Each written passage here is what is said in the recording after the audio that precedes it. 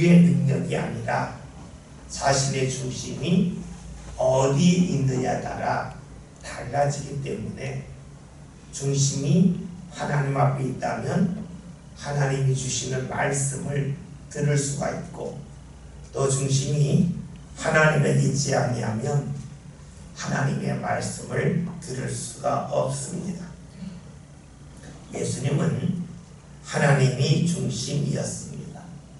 힘들어도 또 고난이 있다 할지라도 하나님의 뜻을 앞세웠습니다.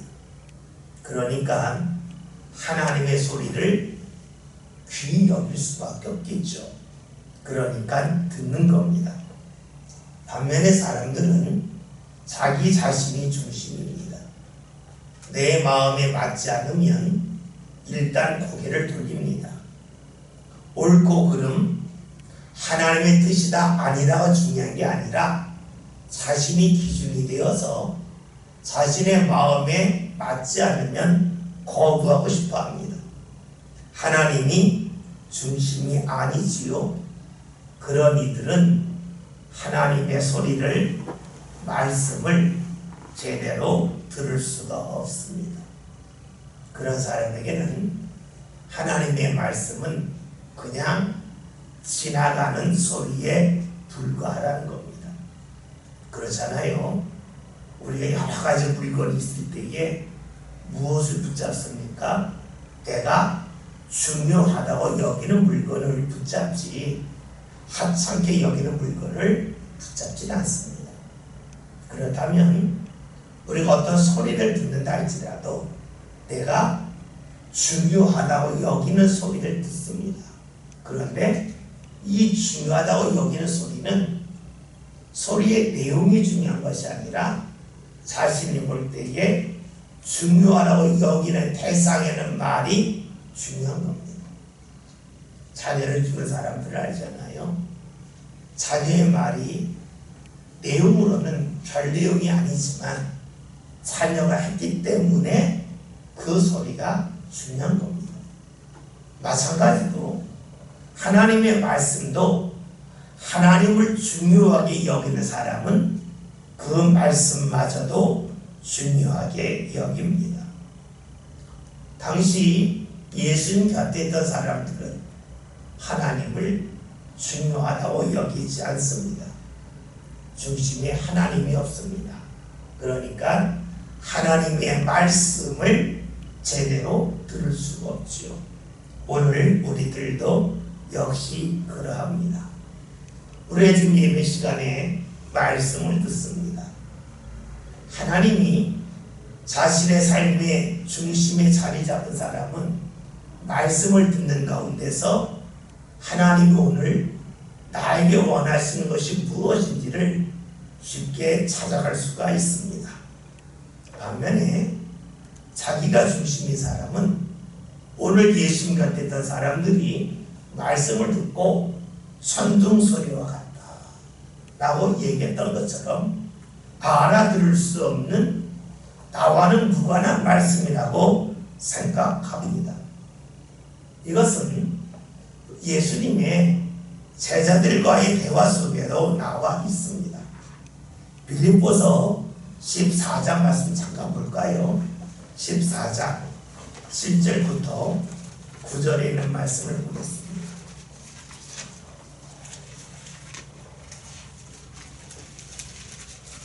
다 같이 7절부터 9절에 있는 말씀을 읽겠습니다. 말씀을 봅니다.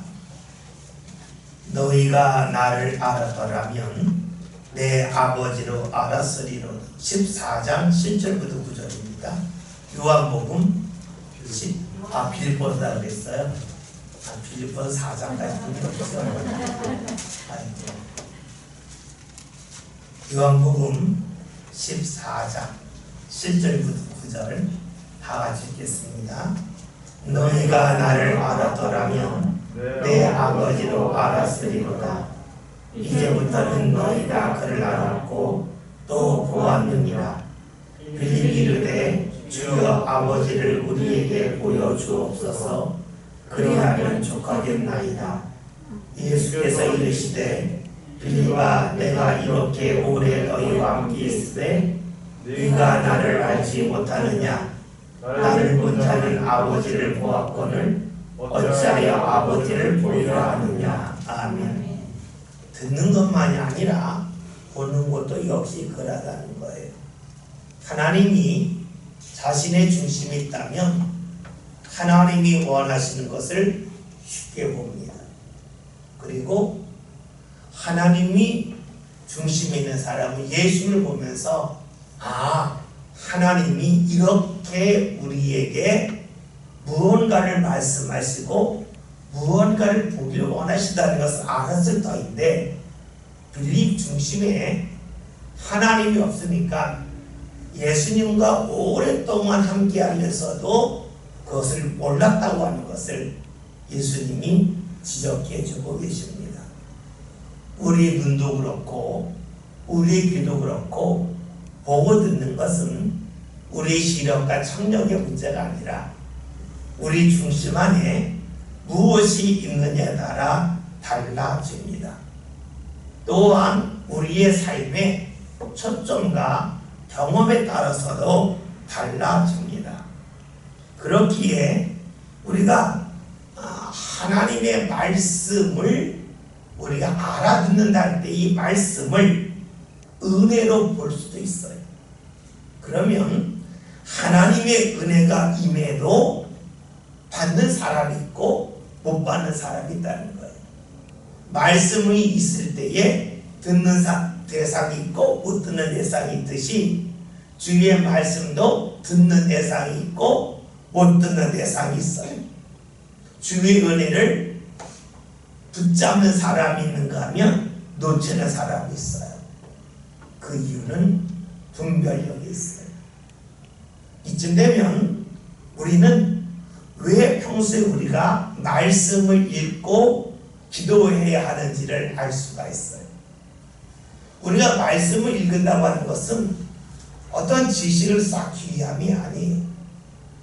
예전에 우리가 성경 퀴즈를 많이 했던 시절이 있었어요.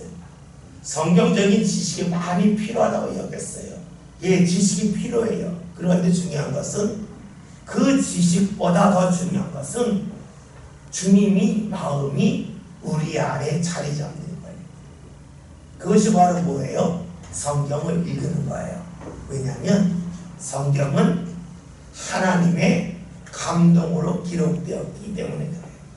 그리고 우리가 말씀을 읽는다고 하는 것은 하나님의 감동의 자리에 더욱더 가까이 가는 것을 말해요. 다시 말하면 성경을 읽음을 통해서 내가 성경에 대한 지식이 많아지는 것이 중요한 것이 아니라 하나님에 대하여 감각적으로 느낄 수 있게 된다는 거예요. 그래서 어떻게 돼요? 분별하게 된다는 거죠. 그래서 우리가 하나님이 주시는 은혜를 은혜로서 바로 느낄 수 있는 게 중요해요. 그러잖아요. 우리가 어려울 때에 내기 어려워 불평할 수도 있지만 어려울 때에 하나님이 내가 알지 못하는 방법으로 무언가 은혜 주시겠구나 하는 그런 기대 속에서 사는 사람이 있어요. 어떤 사람이에요? 감각적으로 하나님을 가까이 하는 사람. 마태복음 24장 25장을 보면 예수님이 재림에 관하여 말씀을 하시는데 예수님이 사람들이 알지 못하는 때에 오신다 그랬어요. 재림이. 즉 도적과 같이 오신다 그랬어요. 여러분 도적과 같이 오신다 하는 것을 예수님의 재림으로만 보면 곤란해요. 이 말씀은 주의 은혜가 도적같이 만나는 거예요. 하나님의 역사는 내가 알지 못하는 때에 내가 알지 못하는 방법으로 예기치 않게 임할 때가 많다는 것이에요. 그래서요 우리에게 필요한 것이 신앙의 감각이에요. 여러분들이 일을 자꾸 하다 보면 감각적으로 하잖아요. 우리가 달인에 관한 그런 방송 나오는 거 보면 그들은 그냥 뭘 쓸 때에도 자를 대고 쓰지 않고 쓰는데 오랫동안 쓰다 봤더니 자로 딱 재고 자른 것처럼 규격이 일정해요. 무게를 딱 잴 때에도 대강 뛰는데 무게가 같아요. 뭐예요? 감각이 생긴 거예요. 오늘 우리들에게 필요한 것이 무엇일까요? 하나님이 중심이 되는 그런 삶을 살고야 힘쓰는 가운데 우리의 신앙의 감각이 더욱더 높아지는 것을 말해요. 그래서 내가 신앙의 감각을 높여야지 하는 마음을 갖는 사람은 기도하고 말씀을 읽을 때에 자세가 달라져요. 그리고 신앙적인 헌신한 자랑 마찬가지. 왜요? 교회는 그리스도의 몸이다 그랬어요. 그렇기 때문에 내가 교회에서 신앙생활 한다고 하는 것은, 교회에서 헌신한다고 하는 것은 주님과 그만큼 밀접해진다는 것이고, 밀접하면 밀접할수록 나도 모르게 신앙의 감각이 더욱더 높아질 거라고 하는 그런 기대를 가질 수가 있어요. 우리가 무언가 할 때에요, 가치를 아는 게 상당히 중요해요. 우리가 성경 읽을 때 성경 읽어서 내가 지식을 높여야지 하는 마음을 가지면 성경을 읽기가 어려워요. 읽어도 내용으로 기억나는 것은 사실 많지가 않아요. 단지 뭐에 내가 하나님을 가까이 해야지, 하나님을 가까이 하면 내 신앙의 감각이 높아지겠지, 이런 마음을 갖고 주의 말씀을 읽는 것이 중요해요. 제가 시골서 목회할 때에 교인 과수원에 가서 같이 일한 적이 있어요. 근데 일하는 것 중에서 이 배를 박스에 포장하는 그 일을 한 적이 있어요. 지금 우리가 5kg짜리 배, 7.5kg짜리 배지만 그 당시에는 한 15kg짜리 배였어요. 이 15kg짜리 배를 이제 그 박스에 넣어가지고 이제 그 집판장에 가져가면 거기서 경매를 해요. 그런데 5개씩 나눠요. 10개 이하. 그러니까 가격이 다 똑같고 11개부터 15개 가격이 같아요. 그러니까는 이 배를 정리할 때 잘못하는 사람은 11개가 나오게 하고, 배 정리를 잘해서 15개가 나오게 해요. 그리고 11개 나올 것은 잘 돌려서 10개짜리로 해서 상품의 가치를 높여요. 그런데 이렇게 할 때에 중요한 게 뭐냐면 손톱에 긁히면 안 돼요. 손톱에 긁히면 그것이 상해서 상품 가치가 없어요.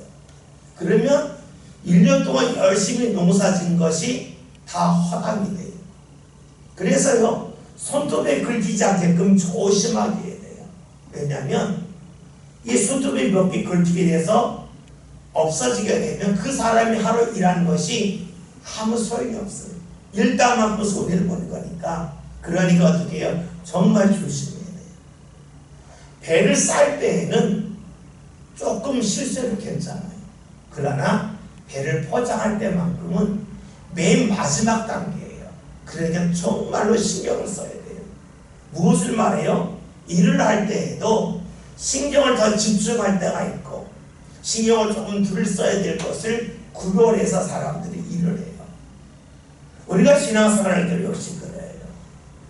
내가 지금 하나님을 가까이 하면서 하나님이 주시는 무언가 눈에 직접 보는 것이 아니라 신앙의 감각을 내가 높이는 일을 해야겠구나. 신앙생활 하면서 이런 마음을 늘 갖는 게 중요해요. 그러면 우리에게 중요하지 않는 일이 하나도 없어요.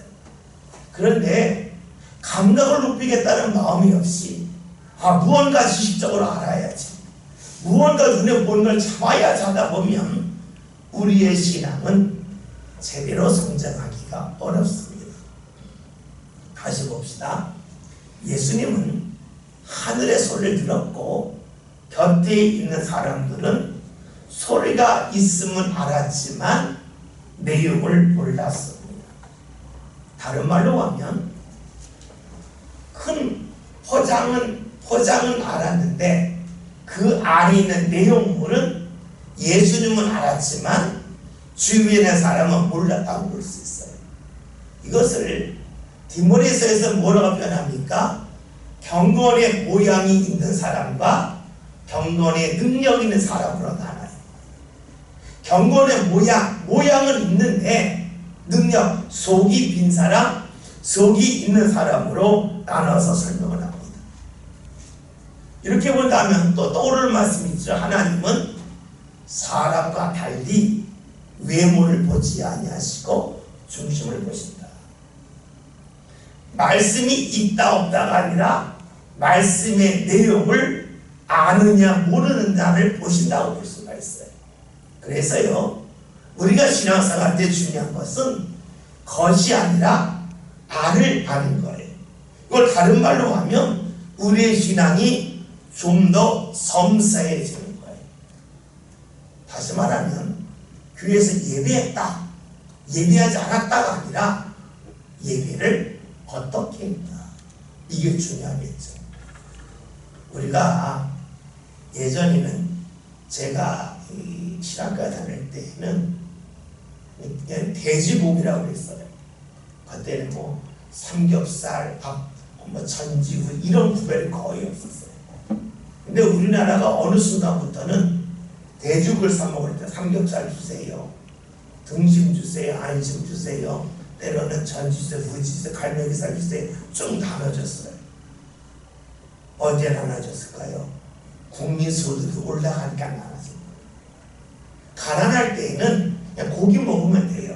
그런데 조금 여유로워지니까 고기를 먹어도 어디 부위 먹어야 될지를 묻는 거예요. 그렇죠? 가난할 때에는 구별이 별로 없어요. 그런데 좀 여유로워지고 조금 부자가 되면 예전에 하나 있던 것을 여러 가지로 담아요. 세밀해지는 거예요. 신앙이 그런 거예요. 신앙이 성장하지 않고 가난했을 때는 문통이 와요. 그래서 신앙이 성장하면 자세히 보는 거. 예배했다 안 했다가 아니라 예배할 때 어떻게 드렸냐, 찬송했다 안 했다, 찬송할 때 어떻게 했냐, 헌신했냐 안 했냐가 아니라 헌신할 때에 어떠한 마음으로 헌신했냐, 이런 것을 나눌 수 있다면 섬세한 신앙의 사람, 섬세한 신앙의 사람은 그만큼 분별력이 높아진다는 거예요.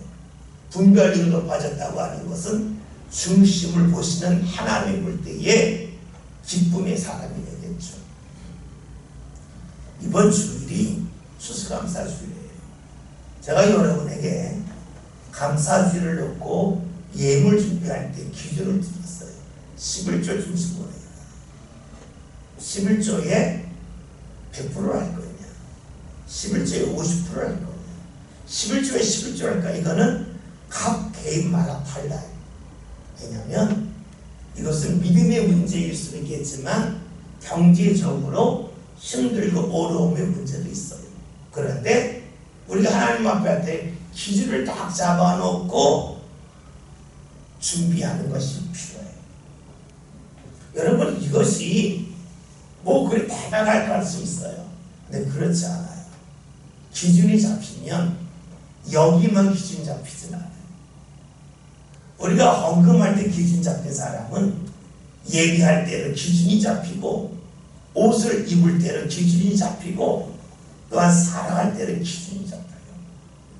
하나는요, 결코 하나에서 멈추지 않아요. 하나는 둘로, 둘로 셋, 넷으로 반드시 이어지게 되어져 있어요. 그래서 우리가 예전에 어르신들이 하나를 보면 열을 한다고 그랬죠. 하나가 하나에서 멈추지 않습니다. 신앙은요, 훈련을 하는 거예요. 여러분들이 신앙생활을 하시면서 오늘 말씀 같은 자리에 있었는데 소리는 들었다. 그러나 내용을 아는 예수님과 내용을 모르는 사람들, 경건의 모양은 있지만 경건의 능력이 있는 사람, 경건의 능력이 없는 사람, 또 하나님의 말씀으로 본다면 외모만 보는 사람, 중심까지 보신 하나님, 여러 가지로 나눌 수가 있어요. 저와 여러분이 오늘 말씀을 통해서 그래, 내가 신앙생활을 하면서 내용까지 보자, 좀 더 섬세해지자, 그러한 모습을 꼭 간직하셔서 우리의 신앙이 좀 더 성장하는 모습, 가난한 자의 모습이 아니라 신앙으로 풍요로운 자의 모습을 꼭 가졌으면 좋겠습니다. 30절에 있는 말씀 다 같이 보겠습니다. 말씀 봅니다. 예수께서 대답하여 이르시되 이 소리가 난 것은 나를 위한 것이 아니요 너희를 위한 것이니라. 아멘. 지금 예수님이 그 주위에 있는 사람들이 이 소리는 천둥 소리와 같다, 무슨 내용인지 모르지만 예수님에게 천사가 말한 것 아니냐, 말씀의 내용에 대해 전혀 알지 못하고 있을 때에 예수님이 이 말씀은 예수님을 위하여 주신 말씀이라고 알려주셨습니다. 왜 알려주셨을까요? 우리는 몇 가지 생각할 수가 있어요. 먼저 생각할 것은 예수님은 하나님 일을 하셨잖아요. 그러니까 하나님 일을 할 때에는 예수님이 하나님의 말씀에 따라 행했다고 하는 것을 사람들에게 알려주시는 거예요. 그렇죠?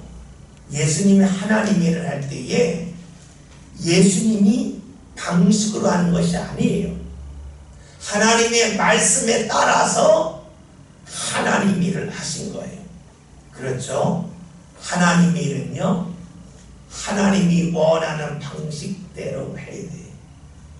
그렇잖아요. 우리가 하나님 일을 한다고 하지만 실제로는 하나님이 원하시는 방식이 아닌 자신의 방식으로 할 수도 있어요. 이것을 다른 말로 하면 하나님 일을 하면서 하나님의 영광이 아닌 자신의 영광을 드러내고 싶은 사람도 적지 않습니다. 말은 주님을 위해서지만 실제로는 자신의 이익을 탐할 수도 있습니다. 또 때로는 하나님 일을 할 때에 자신의 방식을 관찰함을 통해서 사람들 앞에서 자신을 드러내고 싶을 수도 있어요. 그런데 여러분, 이것은 결국 어떻게 될까요? 하나님의 일을 망치고 맙니다. 우리가 교회에서 헌신할 때에도 그럴 수 있습니다. 교회에서 누군가 사람을 세울 때에도 자신의 뜻을 주장할 수도 있습니다. 그런데 잊지 말할 것이 있습니다. 우리가 하나님 일을 하면서 자신의 뜻을 주장하다 보면 그것이 결코 한 번에서 멈추지 아니한다 하는 것입니다. 그래서 어떻게 될까요? 다음에 하나님의 은혜를 주셔도 그것을 제대로 못 붙잡을 가능성이 많습니다. 우리가 교회에서 사람을 세울 때에 정말로 조심해야 됩니다. 나랑 친하니까, 이 사람은 이 일을 세우면 잘할 것 같으니까 그럴 수 있어요.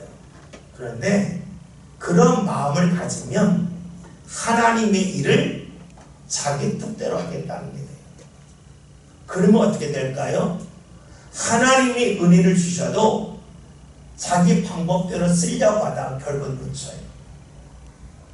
우리가 물건을 살 때 보면 내용물과 또 옆에 붙어 있는 거를 따로 팔 때가 있잖아요. 이게 아구가 맞아야 돼요. 아구가 맞지 않으면 그거에 쓸 수가 없어요.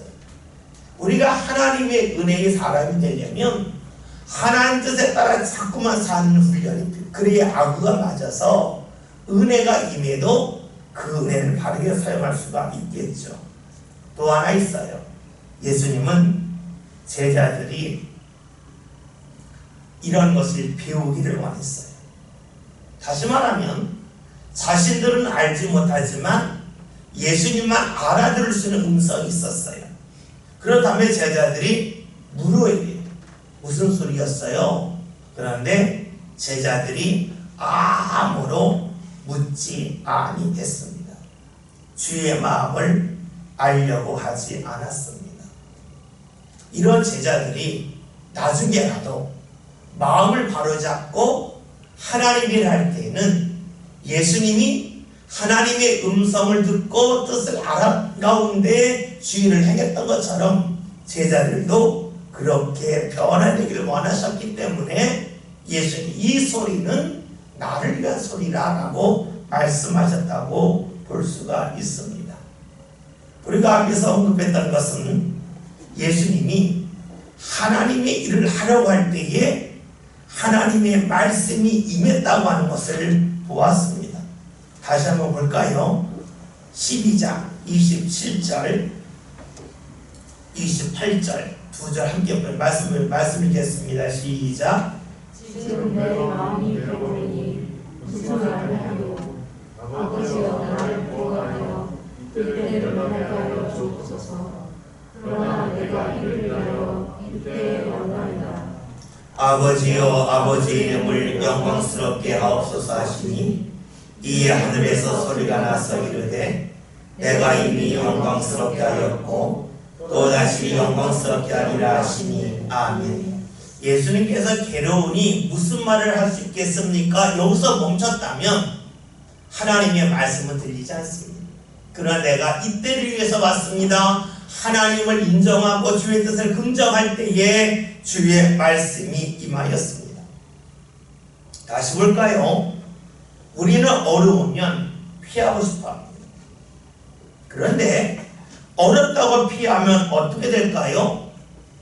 주의 말씀이 임하는 그 때를 자신이 붙잡지 못합니다. 그래서 삶이 어려움에서 멈출 수 있습니다. 많은 신앙의 사람들이 요즘에 편한 것을 많이 찾습니다. 편하면 좋다고 말합니다. 예, 그거 싫어할 사람이 어디 있겠어요. 그런데 우리가 꼭 물어야 될 것이 있습니다. 성경이 우리에게 무엇을 말씀하고 있는가 하는 겁니다. 성경에서 힘들기 때문에 피했더니 주의 은혜가 임한 사람이 있습니까? 힘들지만 끝까지 주의 뜻을 붙잡은 사람에게 주님이 역사하셨습니까? 우리는 참 묘한 것이 신앙생활하면서 하나님이 어떻게 하실지에 관하여 성경을 통하여 보고 하나님의 은혜를 붙잡는 방법을 확장시켜야 되는데 그런 마음을 갖는 이가 의외로 많지 않습니다. 다시 말하면 신앙의 씨앗은 많이 뿌리는데 거두는 이가 적습니다. 왜 그럴까요? 성경에서 말씀해주는 신앙의 추수를 하는 사람들, 은혜를 받는 사람들의 모습에 대하여 우리가 주의 깊게 살피지 않기 때문이죠. 그러니까 신앙생활을 편하다고 하는 것은 결코 자랑할 일은 아닙니다. 힘들지만 버틸 때에, 힘들지만 주를 찾을 때에 주의 말씀이 임하는 것이지 피할 때에 임하는 것은 아니기 때문이죠. 31절 말씀을 다 함께 봅니다. 말씀 봅니다. 이제 이 세상에 대한 심판이 이르렀으니 이 세상의 일이 쫓겨나리라. 아멘. 우리가 신앙생활하면서 이 세상이 심판받았다는 말씀을 참 많이 합니다. 그런데 또 요한복음 3장 16절에는 하나님의 세상을 이처럼 사랑하사, 헷갈리죠. 뭐 세상을 심판했다, 세상을 사랑했다. 우리가 자꾸 이어 살면서 이 세상은 악하다 그래요. 악하다. 이 세상이 악하다는 게 뭘까요? 그것은요, 사람의 마음 자체가 악하다는 표현을 부르기 좋아요.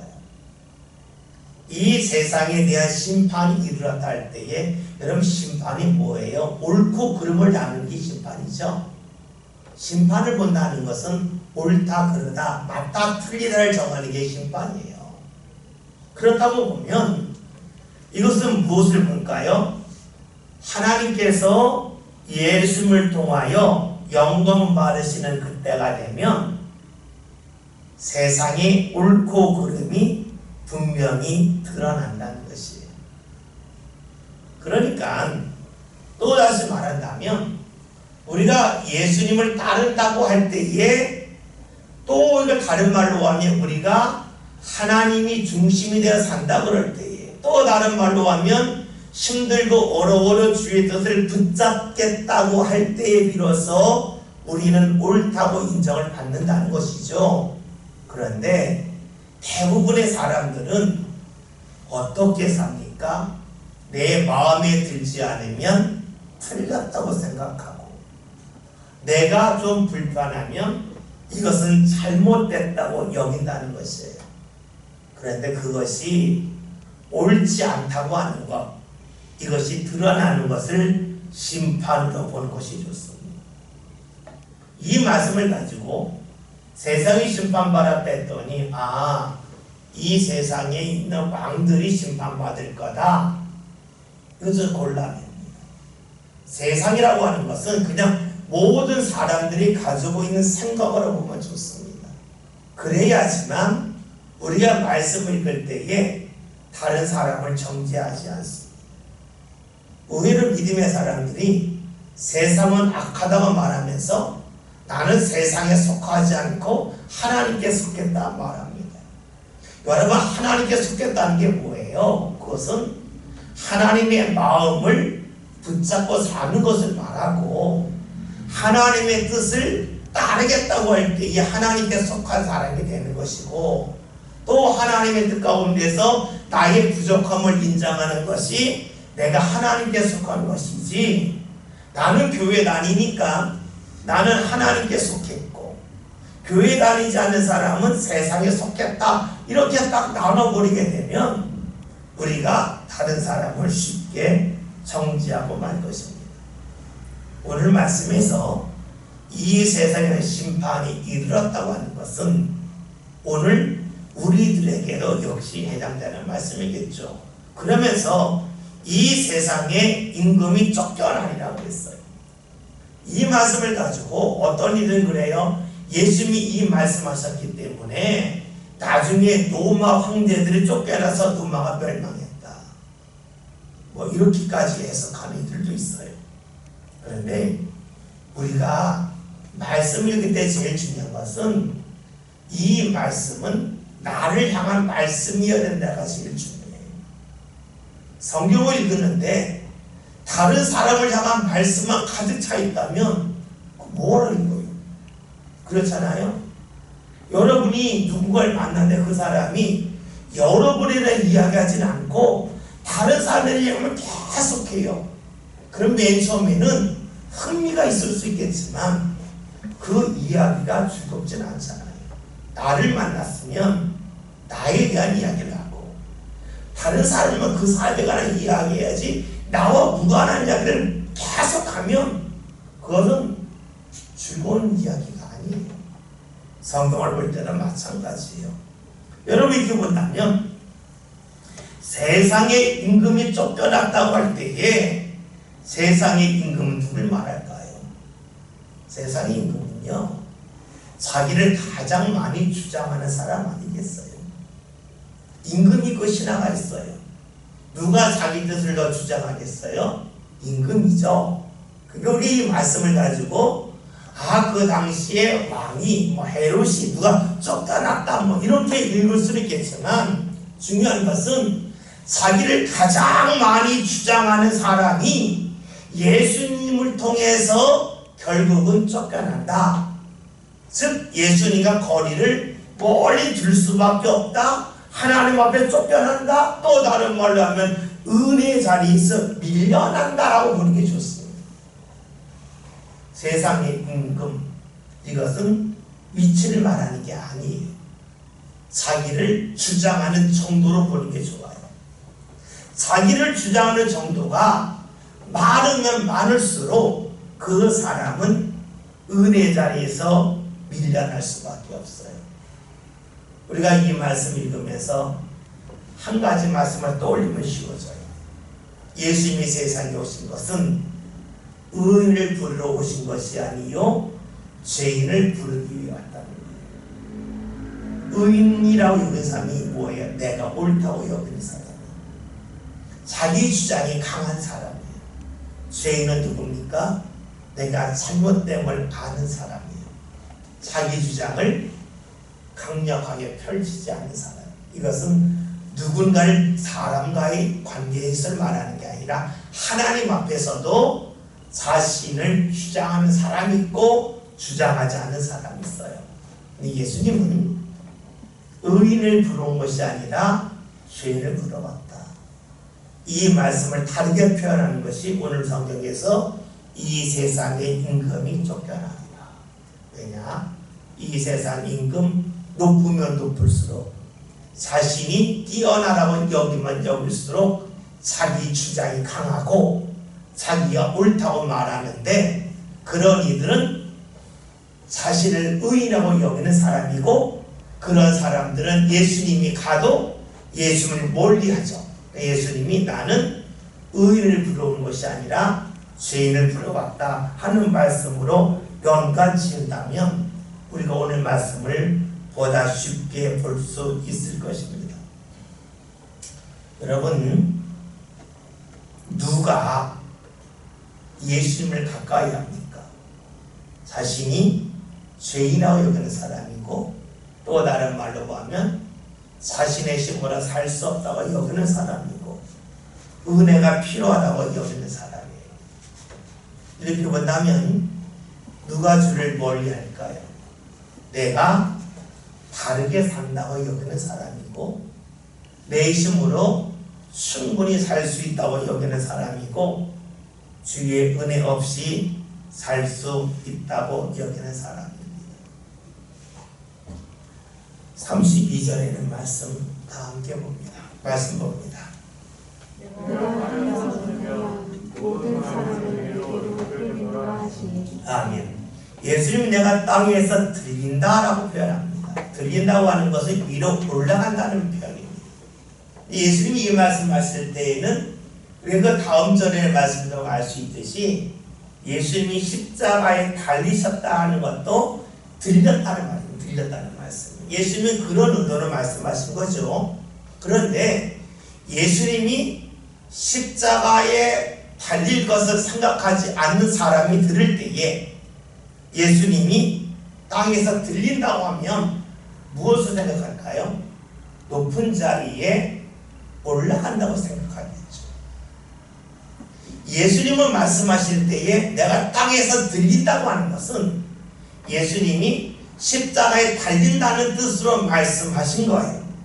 그런데 예수님이 하실 일에 대해서 예수님의 마음에 대하여 알지 못한다면 예수님이 높은 자리에 올라가시나라고도 생각할 수 있을 것입니다.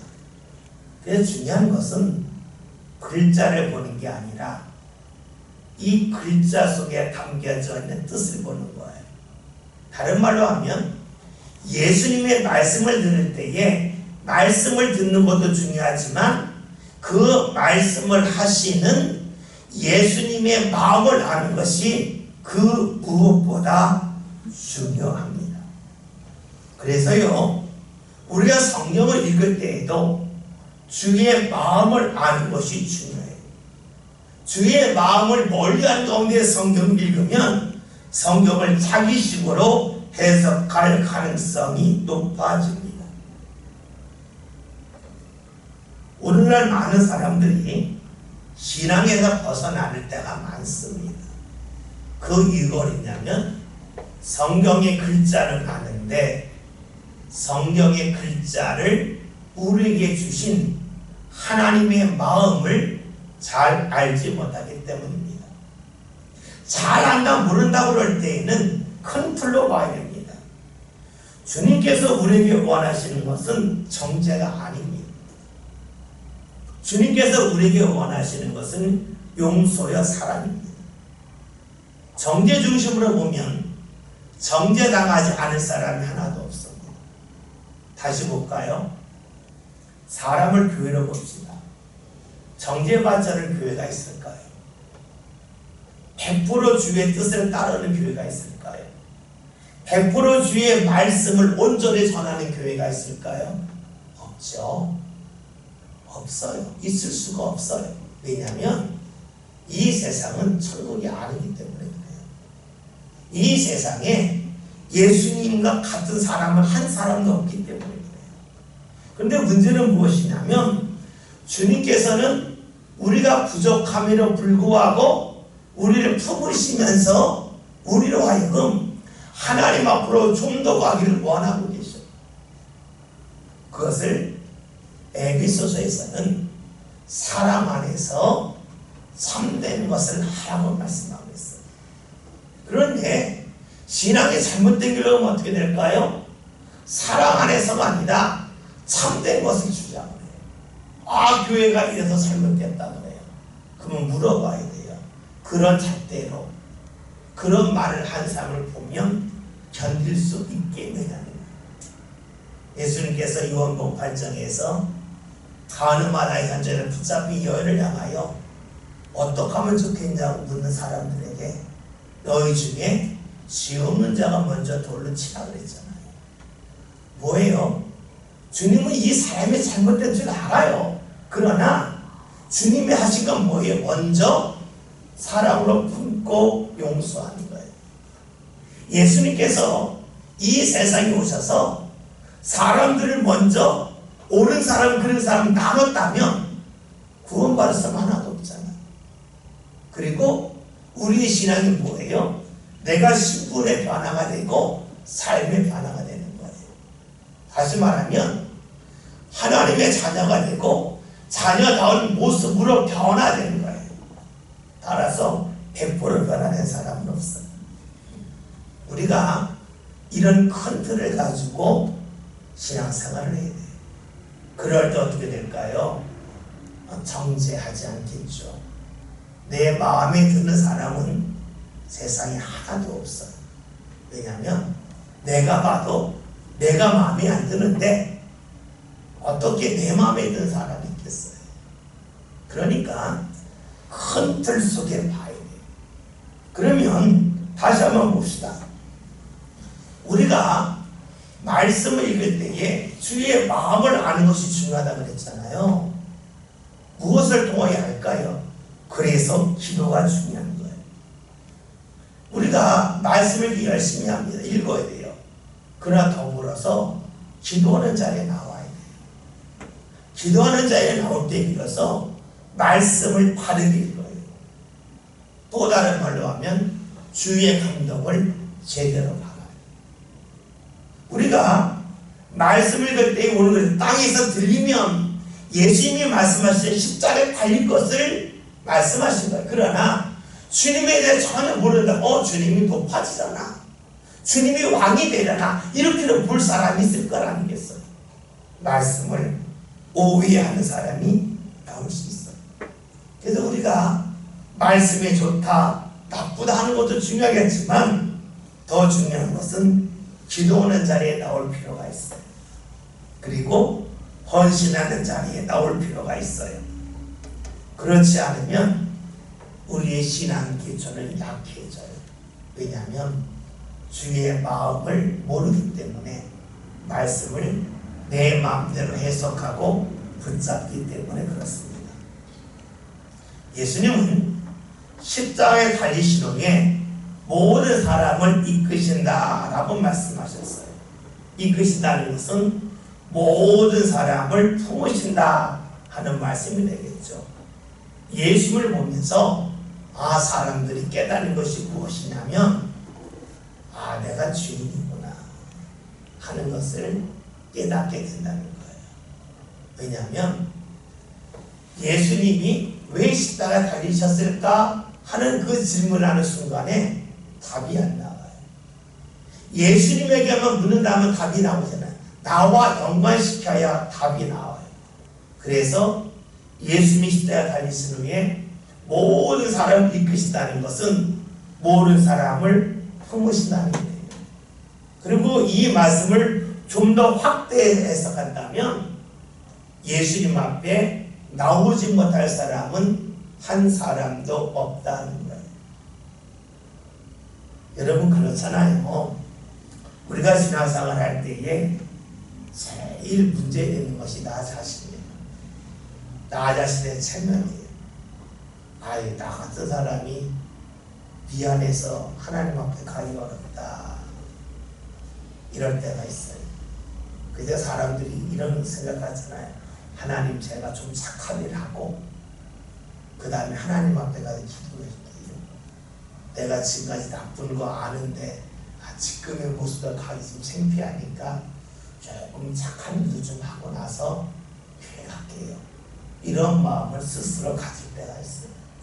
그런데 예수님은 모든 사람을 이끄세요. 그리고 신앙생활 할 때는 좀 나쁘게 말하면 좀 뻔뻔해야 돼요. 사람 앞에서 뻔뻔하면 안 되는데 주님 앞에서 뻔뻔해야 돼요. 왜 뻔뻔해야 되냐면 주님은 거부하는 사람이 없기 때문이에요. 뻔뻔한 것은 나 스스로 느끼는 거예요. 나 같은 사람이 어떻게 주님 앞에 가? 내가 나쁜 짓 했는데. 그것을 우리가 넘어설 필요가 있는 것이 뭐냐면 주님은 모든 사람을 품으신다. 이것이 또 다른 표현이 뭐예요? 하나님의 세상을 이처럼 사랑한다. 다 사랑했다 하는 걸 보면 될 겁니다. 33절 말씀 봅니다. 이렇게 말씀하시는 자기가 왕한 중으로 죽을 것을 보이시리라. 네. 여기서 우리가 요한복음이나 사복 다른 복음서에서 자꾸 이런 말씀이 나오는 이유는 무엇이냐면 예수님이 죽음은 우연이 아니라는 거예요. 의도된 거다 하는 것을 성경 계속해서 말씀해 주세요. 예수님이 십자가 지신 것은 우연이 아니다. 또 예수님의 부활도 우연이 아니다. 하나님의 뜻이요 하나님의 계획이 있다는 거예요. 그런데 왜 이것을 말씀하실까요? 이것은 예수님이 부활하시는 게 이 부활을 증거할 제자들로 하여금 그 말씀을 기억하게 하심을 통해서 예수님이 십자가에 달리신 것은 뜻하심이 있었구나. 부활은 하나님의 계획에서 이루어졌구나 하는 것을 알게 하기 위함입니다.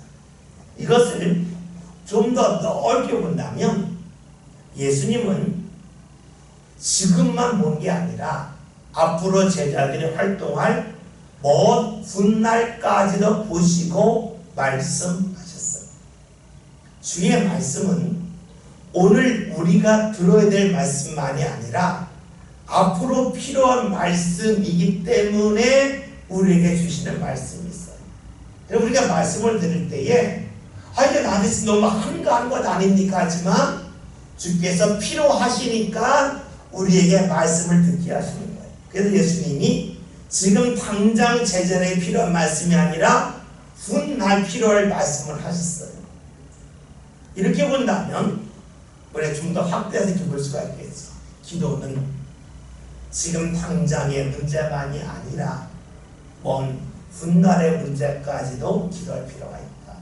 왜요? 주의 말씀은 지금 필요한 말씀만 주신 것이 아니라 훗날 필요할 말씀도 주셨어요. 그렇다면 또 이렇게 확대할 수 있어요. 지금 왜 내 삶 가운데 내가 원치 않는 어려움이 있을까? 나쁘게 말하면 왜 쓸모없는 어려움이 있을까? 이럴 때 우리 물어봐야 돼요. 예수님이 왜 제자들이 지금 들을 때에 전혀 쓸모없는 말씀을 하셨을까? 이것은 앞으로 필요하니까. 그렇다면 오늘 내 삶 가운데는 어려움은 지금 나에게는 쓸모없는 일처럼 보이지만 언젠가 필요하기 때문에 주께서 주신 어려움이요 고난이라고까지 볼 수 있어요. 다시 봅시다. 예수님이 지금 하신 말씀은 지금 제자들에게는 쓸모없는 말씀이라고 제자들이 여길 수 있어요. 그러나 앞으로 제자들이 예수님을 전하라고 할 때 예수님이 십자가 지신 것과 부활은 우연한 일이 아니라 철저한 하나님의 계획이었음을 이 말씀을 기억하면서 할 거예요. 지금은 필요하지 않지만 나중에 필요하니까 말씀하신 거예요. 우리가 기도하는 것도 때로는 지금 필요하지 않지만 앞으로 필요한 문제를 놓고 기도할 필요가 있어요. 또 다른 걸 확대한다면 지금 나에게 필요 없는 어려움이 왜 있을까? 그것은 앞으로 언젠가 필요한 일을 주께서 우리 삶 가운데 이루시기 위하여 어려움을 줬다고 믿는 게 중요해요. 그것이 바로 성경을 통해서 자신의 삶을 보는 거예요. 그렇잖아요. 말씀이 지금 필요하지 않게 주셨을까? 왜 지금 필요하지 않게 고난을 주셨을까? 언제나 필요하다. 나는 모르지만, 나는 깨닫지 못했지만 주님 계획이 있다. 여러분, 이를 꼭 믿읍시다. 그럴 때 우리의 신앙은 성경을 바탕으로 한 신앙이 될 것이고, 그런 자들에게 주의 인도하심은 반드시 나타날 것입니다. 기도합시다.